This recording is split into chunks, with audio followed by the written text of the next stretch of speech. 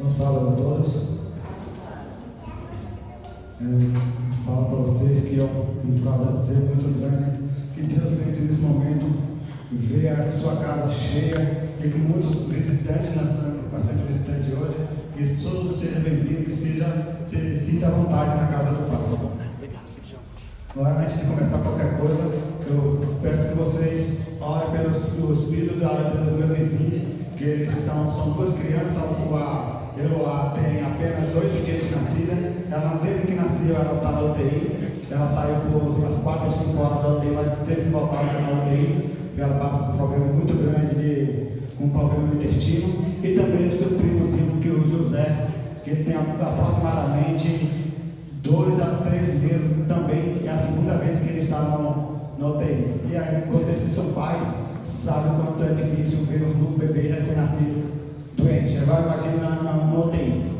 E também as pessoas que são avós, imagine você ter 2 netos, os 2 netos na UTI.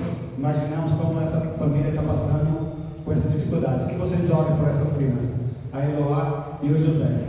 Então, irmãos, hoje nós vamos fazer um estudo do livro, um dos livros que mais impressiona as crianças. As crianças adoram essa história, quando eu ia falar dessa história desse livro, que é o livro de Jonas.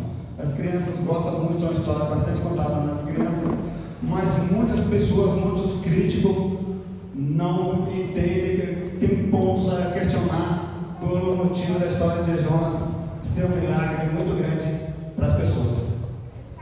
Na hora que eu estava preparando esse sermão, que trouxe à mente, foi um vídeo que eu vi há uns dias atrás, de uma criança. Certamente essa criança ela é religiosa, de uma família cristã. A professora, não sei qual foi o motivo da história do inicial, mas a história era a professora questionando que a pessoa não conseguiria ficar ser engolida por uma baleia. Aí a criança falou, levantou o braço, a criança pequena, 6 para 7 anos, falou: professora, Jonas ficou 3 dias e 3 noites na barriga da baleia. Aí a professora, não tem como. Aí a criança falou: quando eu chegar no céu, eu vou perguntar a Jonas se foi verdade ou não. Aí a professora está questionando, falou assim: e se foi para o inferno? Sabe qual é a resposta da criança? Quando você chega lá, você pergunta. Se foi para o inferno, você pergunta. Se foi para o céu, eu pergunto. Aqui do lado dela foi bastante interessante, né? Mas sabe que Jonas era um profeta do Senhor? E ele viveu na época de 783 a 743.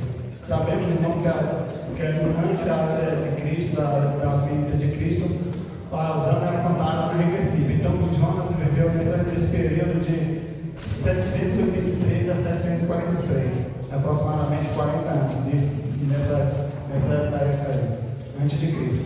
Jonas, ele era um profeta do Senhor. Ele sabe que naquela época a responsabilidade era muito grande e muito perigosa ser profeta de Deus. Nós sabemos que naquela época ali, além de ser difícil, e também ele foi recomendado para uma cidade bem difícil de pregar o Evangelho. Nós imaginamos nós aqui, se nós não teríamos coragem de ir a Nínive, conhecemos a história que nós conhecemos, como Jonas conhecia tão bem a história de Nínive. Então, Deus daquela hora é Jonas, e o que Jonas faz? De primeiro recua, né? Mas antes de entrar no mérito, vamos curvar nossa fonte, vamos falar com Deus. Santo Deus e Pai, agradecemos, Senhor, por mais uma manhã. Pai, dá-nos, Senhor, um teu discernimento, Pai, não só para mim que estou aqui, Senhor, para ministrar a tua palavra, mas para cada vez que esteja, Pai, para que possamos, Senhor, aprender mais dessa história que tu tens para nos contar, Pai. Derrama sobre nós, Senhor, o teu Santo Espírito, Pai, é o que pedimos e agradecemos, em nome do teu Filho amado, Jesus Cristo. Amém. Vamos ler Jonas aqui, o capítulo 1 de Jonas, versículo 1 e 2, e até o 4, logo no início. Então, começa aqui, tem um título assim: a vocação de Jonas, a sua fuga e seu castigo. Também veio a palavra do Senhor a Jonas, filho de Amitai, dizendo: dispõe-te, vai à grande cidade de inimigos e clama contra ela, porque a sua malícia subiu até mim. Jonas se dispôs, mas para fugir da presença do Senhor, para Tarsis. E tendo descido a Jope, achou um navio que ia para Tarsis, pagou a sua passagem e embarcou nele para ir com eles para Tarsis, para longe da presença do Senhor. Aqui deu 3. Mas o Senhor lançou sobre o mar um vento forte e fez isso. No mar, uma grande tempestade, e o navio estava a ponto de despedaçar. Então Jonas aqui desce, a história conta que Jonas, Deus dá uma ordem para Jonas, que tem uma ordem muito clara, lúcida, límpida e sem nenhuma mancha, né? Que ela vai até Nínive e proclama que vou destruir Nínive. Jonas, eu acredito que parece, no início eu também acredito que ele teve um pouco de medo, e que Jonas faz, ele, em vez de obedecer a ordem de Deus, o que ele faz, ele distancia da presença de Deus, desce até a cidade de Jope, lá encontra um navio, e corre, foge da presença de Deus. Aí Deus desce e manda para Nínive no mar, aquela tempestade. Aí agora as pessoas começaram a ter medo, tiveram que ter medo, começaram a tremer, começaram a clamar seus deuses e jogar as suas bagagens no mar, e nada disso acontecer. Isso não é o que Jonas faz. Corre, foge da vida deles também, e desce até o porão e começa a dormir. A história fala que Jonas dormia profundamente, ou seja, ele está bem tranquilo ali, e os pessoal, todo mundo com medo. Aí eles começaram a jogar a bagagem fora no mar, para ver se aliviava, para ser Deus tinha misericórdia, e aí nada disso ia dar certo. Aí o chefe do navio vai ter Jonas e fala assim, encontra ele lá dormindo e fala: o que está passando contigo, rapaz? Está todo mundo morrendo de medo aqui, todo mundo sofrendo nesse tumulto danado aqui, vendo, você já viu a tempestade que está lá fora? E Jonas, bem quieto, ficou quieto, vai, invoca teu Deus, quem sabe se teu Deus não tem misericórdia da gente. A história conta que quando Jonas sobe lá em cima, ele fala para as pessoas começam a questionar quem era Jonas, de que povo que Jonas era, né? Jonas daí declara que ele era hebreu, né? Ele estava fugindo da presença de Deus. E aí os pessoal ficam tristes, ali a preocupação começa a acrescentar mais, crescer, a tempestade começa cada vez mais ficando tempestuosa, e o pessoal mais tremendo, mais com medo, mais aquele ali fazia, mais eles se desesperavam. E agora, quando Deus vê que eles vêm sair, eles começam quando Jonas dá aquela história que conta que ele serve a Deus, aqueles pessoal que estavam dentro do navio começaram a invocar a Deus. A gente vê que Jonas realmente já começa a pregar a palavra de Deus para aqueles marinheiros que estavam dentro do navio, porque eles começaram a temer a Deus. A gente vê que ele começou a temer a Deus, e eles começaram a temer a Deus, e Deus Jonas fala para ele assim: para essa tempestade acalmar, me joga dentro do mar. Aí eu acredito que Jonas, no momento que ele foi lançado dentro do mar, ele imaginou: agora estou morto, um peixe vai me comer, porque dá para atravessar para o outro lado. Ele não tinha condições, porque humanamente ninguém consegue atravessar o mar a nada. Ele, no meio de tantos peixes, tubarões e outros peixes que tem, ele imaginou: agora estou morto, estou longe da presença de Deus, correto? Então, aqui agora eu fico tranquilo, mesmo com tudo isso, eu morro, sou comido por esses marinheiros, não se salvam. Pelo menos a minha morte traz a salvação dos marinheiros. Agora eu pergunto uma coisa para vocês: se Jonas não faz isso, não joga no mar, em vez de ele falar assim, vamos tomar a direção contrária para Nínive, porque lá eu pego outro, eu tomo a direção contrária e eu pego lá o outro e vou para Nínive, certamente Deus não é mais enfurecer, e o povo ia ter a salvação também. Mas também era necessário que essas pessoas conhecessem a palavra de Deus. Não a palavra da história de Jonas não traz para nós só a Nínive que está passando problema. Aqueles marinheiros também precisavam da palavra de Deus. E aí a gente vê aqui, vamos passar agora ler dos 7 ao 9, fala assim: e disse uns aos outros: vinde, lançamos sortes para que sabemos por causa de quem nos sobreveio este mal. E lançaram sorte, e a sorte caiu sobre Jonas. Então lhes disseram: declara-nos agora por causa de quem nos sobreveio este mal. Até aí que já dá para entender. Então eles começaram a pedir a declaração de Jonas para ver por causa de quem veio esse mal. Não sei se vocês lembram bem naquela história também, quando Jesus foi crucificado, os pessoal dividiram as outras vestes, mas a sua túnica, que era uma peça única, eles fizeram bem, lançaram sorte. Era costume as pessoas dividir as coisas lançando sorte.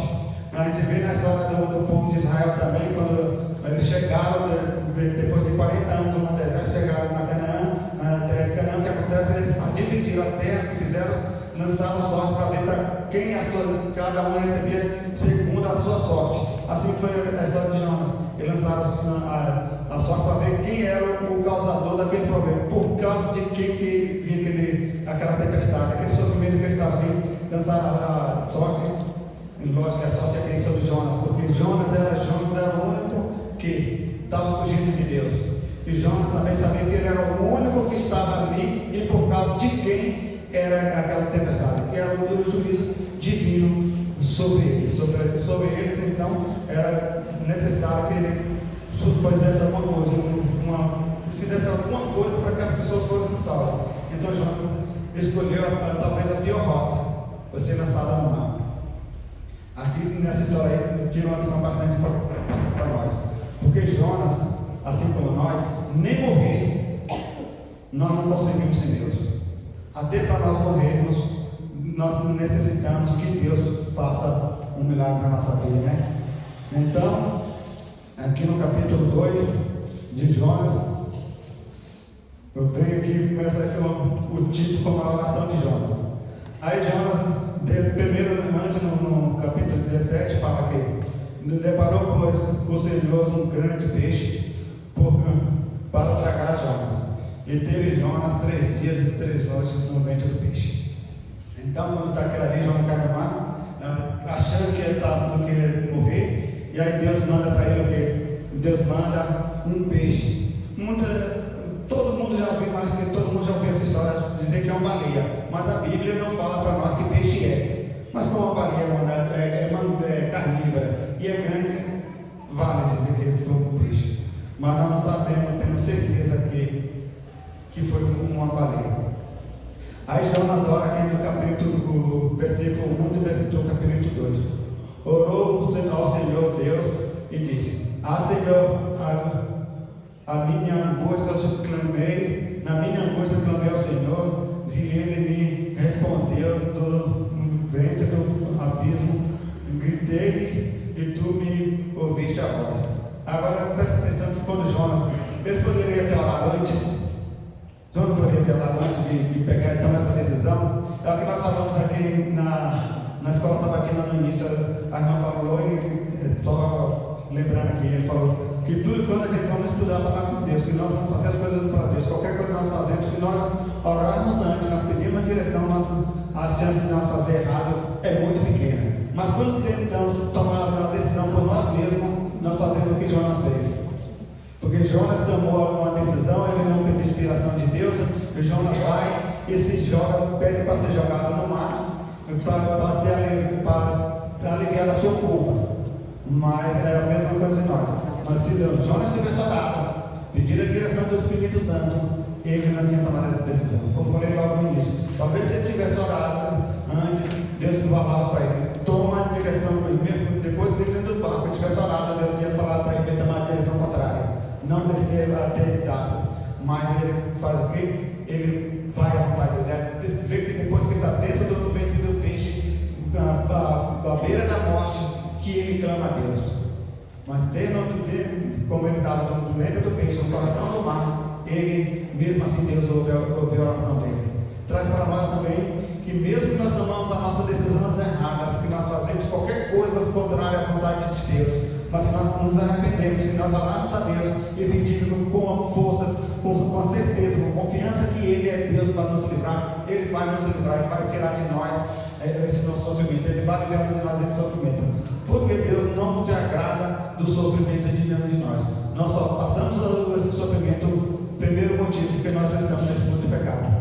E segundo motivo, muitas vezes nós deixamos Deus de lado para querer fazer a nossa própria vontade, assim como Jonas fez.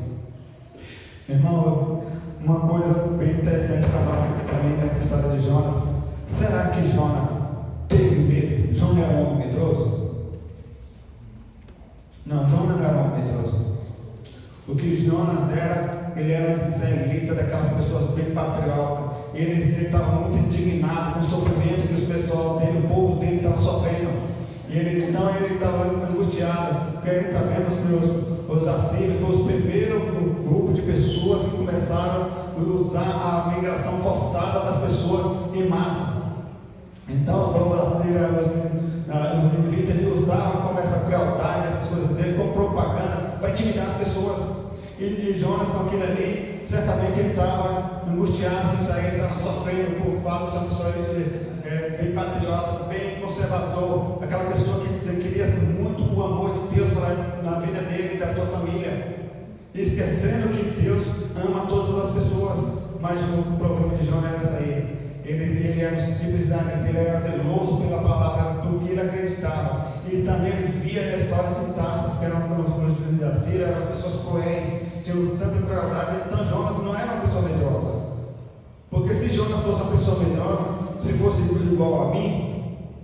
igual a mim, nem no barco eu entrava. Para começar, nem no barco eu entrava, eu era medroso. E outra coisa, se eu estivesse no barco, eu não ia chegar nem perto da beirada do navio, eu ia chegar na beirada do navio de maneira nenhuma, porque eu sou medroso. Mas Jonas não é. Vê que Jonas se dispõe a ser jogado no mar, ele se dispõe a tomar essa decisão. Então Jonas não era medroso. O que passava por Jonas era rebeldia. Jonas era mais rebelde com a palavra de Deus, ele foi muito mais rebelde com a palavra de Deus, porque necessariamente com medo. Vamos ver aqui agora, aí no capítulo 3 até de 1 a 4 fala. E veio a palavra do Senhor segunda vez a Jonas dizendo: dispõe-te, vai à grande cidade de Nínive e proclama contra ela a mensagem que eu te digo. Levantou-se, pois, Jonas e foi a Nínive, segundo a palavra do Senhor. Nínive era cidade muito importante diante de Deus, e de 3 dias para percorrer. Começou Jonas a percorrer o caminho de um dia e pregava, dizendo: ainda 40 dias e Nínive será destruída. Eu falei, no início Deus já tinha mandado as mensagens. Jonas vai no ventre do peixe, ora a Deus. Deus pede para que o peixe vomite ele na terra. Aí agora Deus dá a segunda chance para Jonas. Jonas, vai, proclama a Nínive que eu vou destruir a cidade, se ele não se arrepender. Se ele não se arrepender, Jonas aí agora já obedece ao chamado de Deus e vai começar a percorrer aquela cidade. A gente vê que a cidade era uma cidade muito importante diante de Deus, ou seja, Deus via com bons olhos aquelas pessoas, mesmo com a crueldade que aquelas pessoas faziam, mas Deus olhava para aquelas pessoas com bons olhos, assim como Deus olha para nós hoje, mesmo com nossa rebeldia, mesmo com nossa falta de caráter, com esses pensamentos negativos que nós temos, mas Deus olha para nós com bons olhos para nós, e para isso ele manda Jonas desce ali para Nínive e vai lá e proclama a mensagem de Deus. Você presta atenção que Jonas não precisou levar 3 dias pregando aquela mensagem. Ele pregou um dia só e avisou há 40 dias e a cidade vai ser destruída e acabou. Jonas tinha certeza que, falando disso, certamente Jonas não acreditou que aquelas pessoas não iam se arrepender. Talvez ele tivesse uma experiência de Noé. Lembra da história de Noé? Noé levou 120 anos pregando no dilúvio. As pessoas não acreditou. Jonas conhecia a história de Moisés. Moisés foi 40 anos pregando e mesmo assim o pessoal se rebelou. Então Jonas tinha uma cara: será que a minha pregação vai ser uma pregação de eficácia? Será que o que eu vou falar para essas pessoas aqui, essas pessoas vão acreditar em mim? Aí Jonas pregou um dia, ele só levou um dia, certamente uma pessoa foi passando para outra, e aí aquelas pessoas se convertem e voltam a Deus. E vamos ver aqui também no capítulo 3, versículo 5, do 5 ao 6. Fala assim: os ninivitas creram que Deus em Deus e proclamaram jejum e vestiu-se de pano de saco, desde o maior até o menor. Chegou esta notícia ao rei de Nínive e ele levantou-se do seu trono, tirou sua veste reais e cobriu-se de pano de saco e sentou-se sobre cinza. Aí essa história, os pessoal começaram a se arrepender, começaram a proclamar a Deus, começaram a fazer o jejum e começaram a orar e começaram a se arrepender dos seus maus caminhos. Aí chega essa história da vida do rei. Imaginamos aqui agora para nós, será que esse rei ia se converter? Jonas, acredito que Jonas pode ter pensado nisso aí, né? Que a gente vê que depois precisamos, né? E que aquele rei não ia se converter. Pelo contrário, o rei que o rei faz, ele não só se converte, como também pega um jejum e pede que não só os homens, como também até os animais façam jejum para ver se Deus se arrepende desse mal que ele ia fazer, né? Então Deus, aqueles pessoas começam a se vir a Deus, começa a fazer jejum, começa a orar a Deus para que Deus se convertesse daquele mal, daquela maldade que estava para fazer. Mas na verdade, Deus não ia fazer o mal. Deus simplesmente, se eles não se arrependessem, Deus ia fazer o quê? Justiça. Porque Deus não faz maldade, Deus é justo, Deus ia fazer justiça. Mas a gente vê que essa história de Nínive é uma história condicional. Se a gente vê a história de Nínive é uma história condicional, porque se eles se convertessem, se eles se arrependessem daquela maldade, Deus não destruiria. A gente traz para nós aqui o seguinte: Deus muitas vezes dá para nós uma situação condicional para nós. E tem coisas na vida da gente que acontecem que é incondicional. Se nós aceitamos ou deixamos de aceitar, se nós façamos ou deixamos de fazer, vai acontecer. Para nós sermos salvos é condicional. Para nós ser salvos é condicional. Se nós nos arrependemos, se nós chegamos aos pés de Cristo, pedimos perdão dos nossos pecados, começamos a obedecer o que Ele pede para nós, Deus vai nos salvar. Agora existe coisa que é incondicional de acontecer nesse mundo, principalmente na nossa vida também. Por exemplo, o que nós podemos fazer para que o sol esquente? Nada.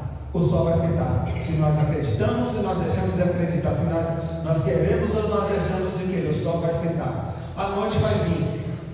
Se nós queremos que a noite aconteça, chega ou deixa de acontecer, a noite vai acontecer. Igual as pragas que no fim dos tempos, as últimas pragas. Se os pessoal se arrepender, deixar de se arrepender, as pragas vai vir.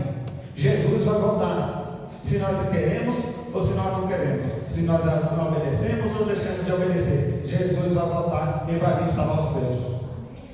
Irmãos, nós sabemos que Deus ama todos.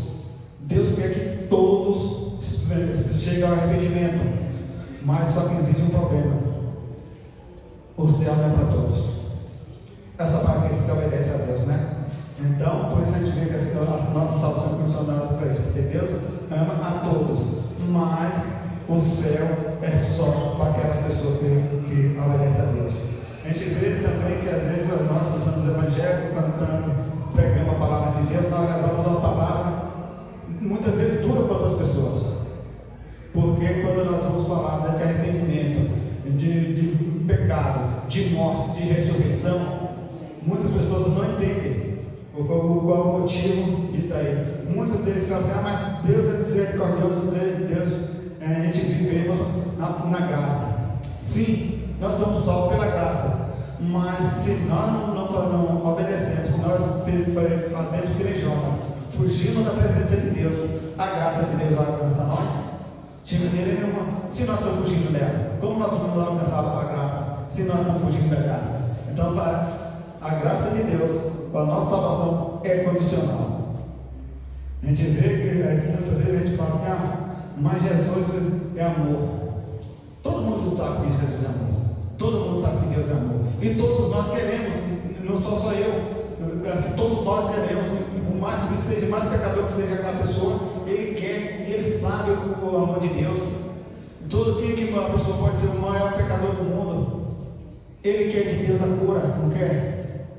Ele quer de Deus a bênção, não quer? Quer salvação, não quer? Todo aquele que se imagina ter perdido.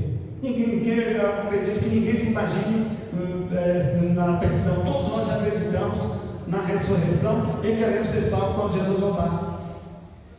Mas como é que eu posso saber se realmente ama a Deus? Para saber se realmente ama a Deus, a gente vai ver João 14:15. Eu não vou ler porque é um versículo já bastante conhecido. Se me amares, guardais os meus mandamentos. Então, se eu amo a Deus, se eu estou querendo a graça de Deus me alcance, o que eu tenho que fazer? Obedecer, guardar os seus mandamentos. Guardar pela metade? Não. Deus quer que guardamos todos os mandamentos. Somos capazes de guardar por inteiro?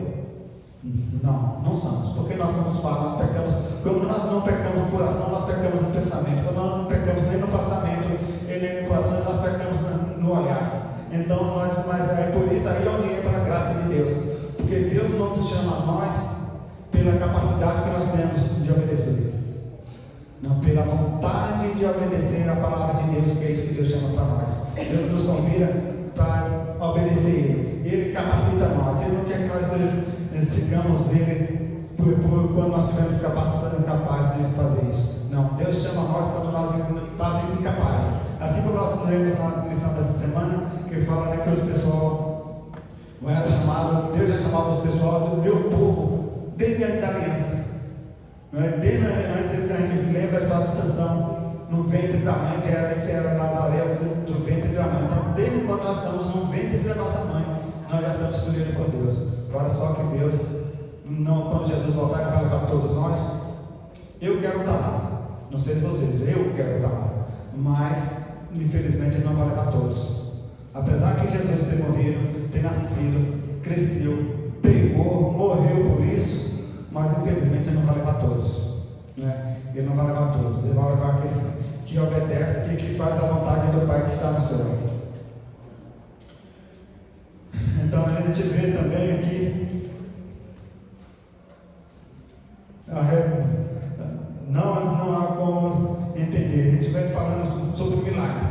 Aqui, quando continuando nessa história aqui do capítulo 1 de Jonas, eu estou falando sobre o milagre de Deus. Como nós tentamos explicar o milagre? Podemos explicar milagres? Não, porque milagres, se nós pudéssemos explicar um milagre na nossa vida, não era milagre, era coisas que era programar, mas o milagre de Deus nós não conseguimos explicar. Porque como vamos explicar que a pessoa levou 3 dias e 3 noites no ventre de um peixe e saiu com vida? Resta a nós o quê? Aceitar. Porque milagre você não explica, milagre aceita. Esse é o gostoso de servir a Deus, porque Deus faz um milagre na nossa vida. Se eu for contar, pedir para cada um de nós aqui contar um milagre que aconteceu na nossa vida, não vai contar vários milagres, não. Só um milagre já é suficiente para não sair daqui hoje, porque Deus tem efetuado muitos milagres nas nossas vidas durante toda a nossa caminhada até hoje aqui, e tem muito mais para fazer por nós, né? Deus tem muitos milagres para realizar na nossa vida. Basta nós fazer o quê? Fazer tipo aquele pessoal de Nínive, obedecer, mesmo que não entendamos muito porquê, aceitamos, porque o milagre não foi feito para nós explicar, foi feito para nós obedecer e ponto. Continuando aqui também no capítulo 4 de Jonas, que fala isso: com isso desgostou-se Jonas extremamente e ficou irado. E orou a Deus e disse: Senhor, não foi isso o que eu disse antes, estando ainda na minha terra, pois por isso me adiantei, fugindo para Tarsis, pois sabia que és Deus clemente e misericordioso, e tardios em irar-se, e grandes em benignidade, e que te arrependes do mal. Então Jonas, quando Deus, aquele pessoal ora a Deus ali, que se arrepende, que Deus não faz a maldade, para que as pessoas, em vez de Jonas ficar feliz, nossa, a minha pregação fez um sucesso, foi muito bem sucedida, em vez de ficar alegre, ele fica irado. Ele ficava irado, foi irado. Imagine, eu queria tanto que esse pessoal destruísse, esse pessoal que matou tanta gente, esse pessoal que roubou tanto, que fez tanta crueldade. Agora, Senhor, não foi isso que eu queria. O que eu queria ver era ficar de longe e ver os pratos ser feitos, né? o fogo descer e destruir todo mundo. Mas sabe o que aconteceu com Jonas? Porque Jonas entendia de justiça, mas não entendia de misericórdia, né? Então Jonas entendia de justiça, não entendia de misericórdia, porque quem entende de justiça não compreende a misericórdia. Eu não vou falar com vocês, mas eu falo talvez se eu estivesse na situação de Jonas, eu fazia o mesmo, porque eu dizia, Pistiquinha fez tanta crueldade, matou crianças, estuprou idosos, bateu nos outros, estuprou, matou, roubou, e ainda vai ser salvo? Mas não era porque Jonas não sabia, que o Jonas não entendia que era misericórdia. E por isso a gente fala que as coisas de Deus, a misericórdia de Deus, era o principal problema de Jonas. O principal problema de Jonas foi a misericórdia de Deus. Por isso ele ficou tão irado, tão zangado, e pedia ponto de morrer, e pedia morte. E nós não fazemos que nem Jonas. mesmo que nós não entendemos o milagre de Deus na vida de uma pessoa que nós julgamos pelos nossos olhos que é uma pessoa ruim, mas nós façamos tudo em Jonas, só aceita. E para nós entendermos a misericórdia de Deus, né? Porque a misericórdia de Deus era o principal problema de Jonas. Agora pergunto uma coisa para vocês: Deus já pediu alguma coisa a vocês, se vocês assim, isso não dá, não é? Por exemplo, fazer uma obra fora, qualquer coisa assim, isso não dá. Para mim não dá, porque eu não sabe porque eu não sou capacitado. Faz igual uma vez. Aí envia outro. Eu não sou capacitado para fazer essa obra, porque quem sou eu na fila do pão para querer fazer um trabalho desse? Eu não sou estudado, eu não me formei em nada, eu não tenho conhecimento, eu nunca fiz isso, como é que eu vou fazer?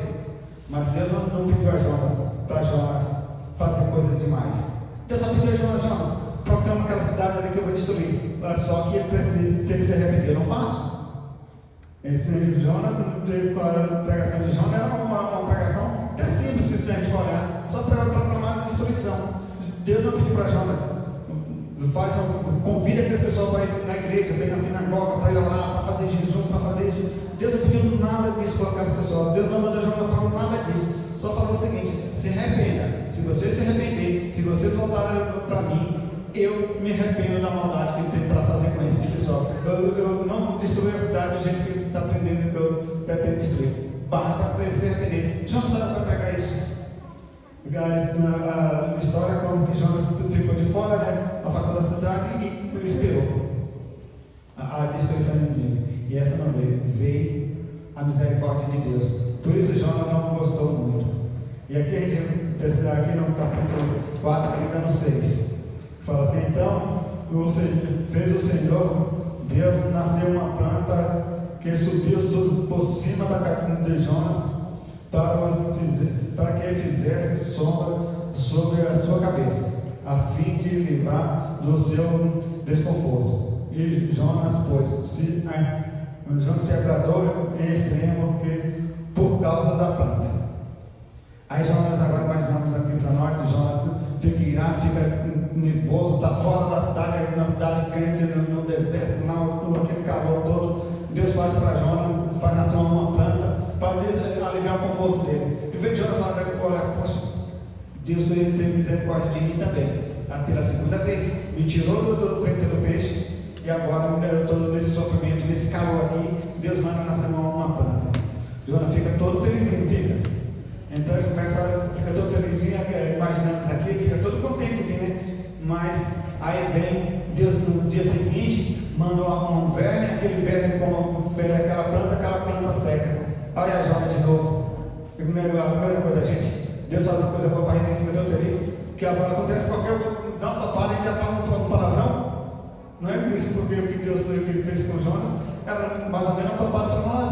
Dá uma topada, a gente já fica falando palavrão. Assim vem Jonas está todo feliz, todo contente debaixo daquela planta. Quando ele chega no outro dia, Deus mandou o sol, e sem contar que Deus mandou um vento calmoso, um vento suave, para que não fosse tão agressivo o sol sobre a cabeça dele. Mas Jonas desgostou e lá vai Jonas de novo, e Jonas perde a morte para ele. Jonas vai e perde a morte para Deus. Ele está falando que era melhor morrer do que viver. Imagine que homem, se a gente for olhar ao pé da letra, se nós não vamos olhar a misericórdia de Deus sobre Jonas também, nos olhar ao pé da letra como homem ingrato, parecendo Alessio, né? Tem uma senhora dessa igreja que se chama Alessio, que é bem ingrato, né? Deus dá misericórdia a ele, Deus livra ele de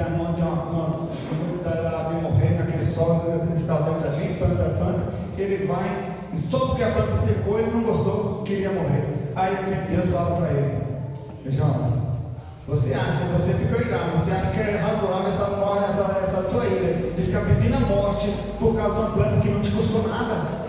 Você não plantou, você não fez crescer, na noite nasceu de noite, de manhã, na outra noite seguinte morreu. Agora imagine como é que eu não vou ter misericórdia da grande cidade de Nínive, onde há mais de 120 mil pessoas que não sabem discernir entre a mão direita e a mão esquerda, e também de muitos animais. Jonas, o que está passando por sua cabeça? Se tu não gosta, tu gostou tanto da planta que eu fiz, o bem que eu te fiz pela história de tirando lá dentro do ventre do peixe. Tu gostou tanto do milagre que eu fiz para nascer uma planta para te aliviar teu desconforto. Agora você acha que eu, sendo pai, eu não vou ter compaixão com essas pessoas? Por mais que essas pessoas sejam cruel, por mais que essas pessoas façam maldade, mas eles são os meus filhos, assim como você é, Jonas. Eles não se arrependeram. Você, quando você saiu do ventre do peixe, você não ficou contente? Você quando você orou a mim, eu não ouvi a tua resposta, a tua oração? Não te livrei do ventre do peixe? E porque eu não posso salvar essas pessoas que estão pedindo por socorro? Essa era a história de Jonas. Agora, para terminar, né, irmãos, vou trazer dois tipos de pessoas que essa história traz para nós. Primeiro tipo de pessoas, tipo Jonas, cheio de conhecimento da palavra de Deus, cheio de oportunidade para estar falando a palavra de estar pregando para as pessoas, mas lento e obediência. Prefere morrer, perder a salvação, mas não quer compartilhar a palavra de Deus para outras pessoas. Quando lembro que eu falei no início que Jonas era patriota, então eles preferiram ter para Jonas a salvação só era para aquelas pessoas para quem ele amava. Mas Deus pedia para Jonas diferente: amar todas as pessoas. Ele queria a salvação para todas as pessoas, porque Deus ama a todos, sem fazer exceção de pessoas. Então, essa história de Jonas aqui, nessa primeira pessoa de Jonas, são pessoas cheias de conhecimento, cheias de oportunidades, lento em obedecer e tardio em pregar a palavra de Deus. Prefere, para ser salvo, precisa de um milagre. Essas pessoas desse tipo precisam que Deus faça um milagre, te tire de dentro do ventre do peixe, te tire do abismo da do lamaçal do pecado, para você para ser salvo. E o segundo tipo é tipo de Nínive. Tipo de Ninivita. O de Ninivita, eles estavam cegos nas suas condições de perdição. Muitas das pessoas do segundo tipo, muitos de nós estamos cegos nas nossas condições de perdição, mas pronto para obedecer. Quando basta essas pessoas que tipo de Nínive, basta alguém te avisar as suas condições, só te avisar, e ele aceita rapidamente a palavra de Deus, obedece, mesmo sem saber como. Porque todos nós é a mesma coisa. Quando nós obedecemos obedecemos o chamado de Deus, que Deus chamou para nós sair do terceiro da massa de pecado, para nós procurar uma igreja, que o Espírito Santo nos guiou até a igreja para vir, nós não sabíamos de nada de Deus. Eu tenho certeza que eu não conhecia nada sobre Deus, mas bastou um dia uma pessoa falar para mim, nos falar sobre a palavra de Deus, e eu aceitei. O que é interessante a minha conversão foi que falou primeiro da igreja adventista para mim. Foi uma pessoa que ele era alcoólatra e no momento ele estava bêbado. Mas interessante, além dele ser alcoólatra, no momento ele estava bêbado. A gente chamava, o nome dele era José, a gente chamava ele de Zé Farinha, porque ele era tipo de magro, alto assim, cheio de posse, conversador, né? A gente chamava ele de Zé Farinha. E um certo dia meu pai comprou, e meu pai tinha açougue e matou uns bois, sabe que o sol estava aí quente, né? E estava lá e ele tinha comprado a fuçura. Não sei se todo mundo sabe o que é fuçura. Quem que sabe o que é fuçura aqui? Fuçura é o aparelho respiratório da gente, do animal. Então é a traqueia, sem a língua, só a traqueia com os pulmão. Então ele tinha comprado esse José para a gente comprar essa parte do boi. E eu só que ele estragou ele bêbado, ele falou: você foi jogar tudo isso fora aqui porque lá em casa ninguém come, é tudo crente, ninguém come. Como assim que essa igreja ninguém come carne? Eu nunca tinha ouvido falar da igreja adventista. Aí que ele falou, eu fiquei feliz. Tinha um rapaz que chamava Livaldo, que a gente chamava ele de irmão. Eu sabia que era crente, mas ele nunca tinha falado para nós. Tipo Jonas, precisa de um milagre, né? Porque o cara era nosso amigo, vivia de domingo a domingo junto com a gente, nunca falou da igreja, que igreja era ele. Aí quando eu contei a história, ele falou assim: sei quem é? É o José, o marido da irmã Nil. A irmã Nil é cristã, mas assim, quase não. Aí ele falou assim: você quer estudo bíblico, eu começo a dar estudo para você. Aí foi aí que eu pedi estudo, foi aí que eu conheci a palavra de Deus. Então, a gente vê também nessa história o seguinte: Livaldo, cheio de conhecimento de Deus, ele era ancião da igreja, depois que eu me conheci que ele era ancião da igreja, e nós todo mundo amigo de infância. Meus pais, os pais deles eram amigos de longas datas, nós crescemos juntos, mas ele nunca falou de Deus para nós. Precisou José Farinha falar para mim, para eu falar com meus pais, aí sim, que nessa época aí batizamos, acho que 9 pessoas nessa época. Isso foi em 94. E dessas 9 pessoas, 9 ou 10 pessoas que se batizou, só um saiu que não é adventista hoje. Infelizmente é meu irmão, que se batizou comigo hoje, é de Cima Japá. Então, irmãos, para finalizar, eu quero falar um convite para vocês. Deus pediu para vocês mudar hoje alguma coisa na vida de vocês, que mude. Se essa história de Jonas traz alguma coisa para vocês, que vocês se arrependem de alguma coisa, não só vocês, a mim também, para que nós possamos aceitar igual e prontamente, mesmo que nós não aceitamos, não compreendamos o que Deus pediu para nós, que nós não sejamos medrosos. Nós abraçamos a causa de Deus e vamos em frente. Que Deus tem um plano na nossa vida, porque sabemos tanto para aquelas pessoas, os covardes, aquelas pessoas de um milagre para ser salvo, e quando aquelas pessoas que aceitam prontamente. Para essas duas pessoas, Deus tem salvação. Por isso eu peço que vocês. Não, a Larissa vem primeiro, né, Larissa? Fazer um momento eu vou. Após o louvor musical, eu peço que vocês fiquem de pé para que possamos orar.